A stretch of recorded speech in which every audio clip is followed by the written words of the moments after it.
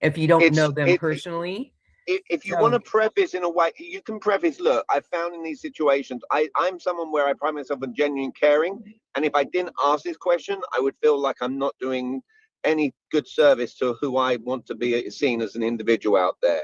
And since you shared this, would you be okay me asking what happened?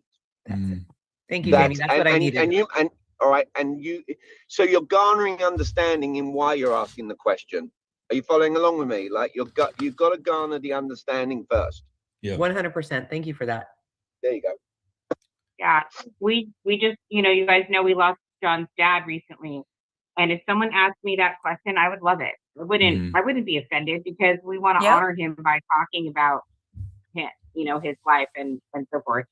So, I mean, granted, I wouldn't lose a child. That would be a different situation. I mean, I would still ask the question, but Jamie, that's such a caring way to ask because I do care and I do want to know, but I don't know how to ask without being awkward.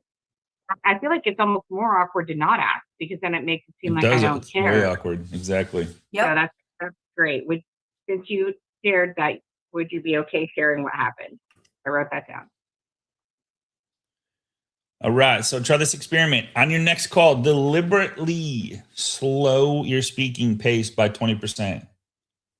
Pause. This is the hard part. Pause after key points.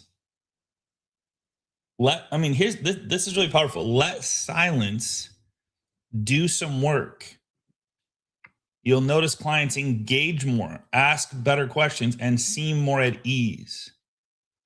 Pace isn't about efficiency. It's about clarity and comfort. Hey, Scotty, can I add one thing? Yeah. So my coach at Building Champions, I talk a lot and I tend to talk fast. And I used to, and I probably still do, something I'm working on, not interrupting people because I just get so excited to get my point across. And so what he had me do, and you guys can do this simple exercise, is on a sticky note, he had me write the words, WAIT, W-A-I-T. And the acronym is, why am I talking? And that was just a signal to me to ask the question and then STFU, right? Just and even though we want to pause for like 2 seconds and then we want to start talking because we think it's awkward, we have to remember that maybe the other person is just thinking. Exactly. Right. So try the acronym WAIT. Why am I talking? Yeah. I call it hot potato. So it's the same thing. It's like if you're talking, it's hot. Like you shouldn't be talking. Cool. All right. Energy matching before. Okay. So many loan officers believe they need to bring high energy to every call, enthusiasm, positivity, drive. If a client is anxious, stressed, or uncertain, coming in with high intensity can feel mismatched. Remember, so it's talking about mirroring, even jarring.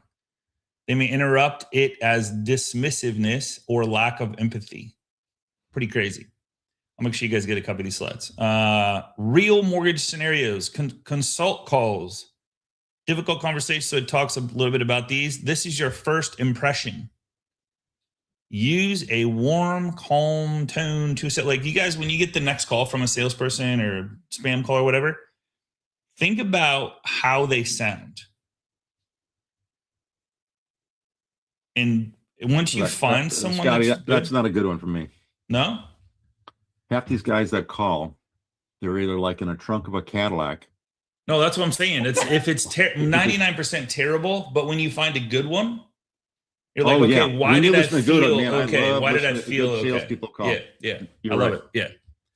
That's what I meant by that one. So they suck. I mean, but every once in a while I go, oh man, okay, I'm gonna talk to this guy for a second. That's one you want to hire. He's got a vibe. Yeah, he's got a vibe. Yeah. Delivering tough news. So you can, like a denied application or rate, it requires extra care. Lower your tone slightly to convey empathy. So I won't go deep into this. I'll make sure you get the slides. And then last but not least, your closing challenge. Slow down your next call. Before you pick up the phone, take a breath. Commit to speaking slower than you normally. It's going to be hard. Notice how it changes the dynamic of the conversation. I mean, just thinking about this. Lower your tone, aim for warmth and calm. Let your voice be steady, reassuring, presence, your client's needs, practice lowering your pitch slightly. Naturally conveys confidence and authority. Match their energy. They come in. I was going to challenge that a little bit, Scott, because if they're uptone, fast pace, and you go too slow, you may get left behind. 100%, right? 100%. So I match, and then you can pace and lead, right? Yep. That's my personal opinion. Jamie, you're the guy. Maybe you have a better viewing on that. In the 6.5 years that I've been doing, I take every cold call, and I actually love it when they ask, "How are you?" Because I turn around back to them and go, "Do you really care?" And they go, "Yes." I'm like, in that case, I go on about my whole day. So that's, stay away from that question. But what I will tell you, in 6.5 years, I've only had one cold call come through where the guy made it cold to warm, and this is what stuck with me. All right, what do you all know my name as? Jamie Miller. Jamie. All right. What do you think it says on my driver's license and birth certificate? Jamie. No. James. James. Right. So if you phone me up and you say, "Hi, is James there?" Think about what you're telling me. I don't know you very well, and I'm about to sell you something really badly. Do any of you have names where your name as you go by is not the same name on your birth certificate and a driver's license? And if you think about that, it could be Susan could go by, Sue, or whatever it could be, or Richard, Dick, or whatever it might be. I would use that as an opportunity to make something colder to warmer. If someone, and hear what happened. "Hey, I've got your name as James. What do you like to go by?" I just started giving the guy a round of applause, and I started saying, "Bravo, well done." It was an immediate colder to warmer, guys, for me. So there you go. Make of that what you want. But if you've got a name, you're calling up someone like a Robert or someone like that, be like, "Hey, I've got your name as Robert. What do you like to go by?" Immediately, they'll appreciate you. So wow. Good stuff. That's my... Good call, Devin. You asked the right person that one. All right, guys. Yeah. I had a call yesterday. I know we're at our time. I had a call yesterday. It was an annual review of, past client from 4 years ago. And she's in my campaign. She booked the appointment with me on Calendly and hopped on the call, and she started crying immediately and said they were having all kinds of problems with the house. They ended up having a rat infestation that they didn't know about under the house. And then they found mold in the walls, and she's got a new baby. It was like, oh my goodness, like, blah, blah, blah, blah. And this, what you just described today, like this, I slowed down and I listened, but my brain immediately went to like fixing it. Like, how do I get her some money out of this house so she can get to work done?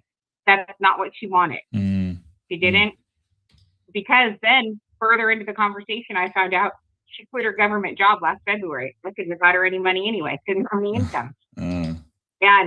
But it was what I kept asking questions, and what it came down to was she was embarrassed and she felt ashamed. She felt like she wasn't a responsible homeowner. Or mom, or I mean, there's all kinds of things that was going on in her head, probably. Yes, that was feeling ashamed. And so for me, just to simply come alongside her and say, the feel felt found, like, I've had that happen when I had little kids. It's where we live. Like, I've had both of those things. And so I just came alongside her and we talked it out, and I said, "Hey, did you lose anything that was sentimental value to you, in the garage?" Because I've had that happen. We just talked it out like we're friends, like I'm her auntie, the younger mom. And then I said, I got some ideas of, I said, "Hey, I've got, this person who might be able to help with this person who helped me with this. These are people you can trust." So it's not like I gave her anything, but I gave her referrals, like relationships to people that I trust, who she could trust to come into her home and give her some assessments and so forth. So I was able to give her about 4 different referrals to friends of mine, like personal people who I know who can trust, that can help her and get things moving forward. And then I'm going to check on her next week. This isn't about a transaction. Nothing is happening here transactionally. This was just about caring and asking the right questions and not thinking about transact like, oh, I'm going to fix this. I'm going to get you some money. Like, that's not the situation. Love it. So what you're teaching today is so timely, because that's what I had to slow down and not think as a mortgage person, but just as a friend to friend. As a human being. just as a human. Being. Yeah, good stuff. Yeah. Good stuff. Yeah, I think it was make it really a relationship, not a transaction. I mean, we go into it thinking it's going to be a transaction, but if we can turn that off and go, all right, what, like, am I the right person for you? And like, how can I help put you in a better situation no matter what? And ask the right questions and go alongside them, like you said. It's a totally different. I mean, it's a totally different world when you treat people like that. You'll get referrals from her because you listened and went beside her and still helped her and didn't, like everybody else probably said, can't help you. Yeah, I said, hey, do you have a dumpster up front of your house? Because I've been there. I had to get a dumpster put out in front of my house to empty. And she was like, I do. And I'm so, I'm embarrassed. I'm like, you were in good company. We have been there. And she needed to hear that. It was great. Good stuff. Thanks, Kim. Thanks, everybody, for participating. Thanks for showing up at 9:00 today. You guys like the 9:00 better? Let's go. Yes. All right, my friends. All right. Play the music. I'm West Coast now. Play that funky music, wild boy. Have a good day, everybody. Appreciate you. Love you. Have a good day. Take action. A couple days before Christmas. They need us.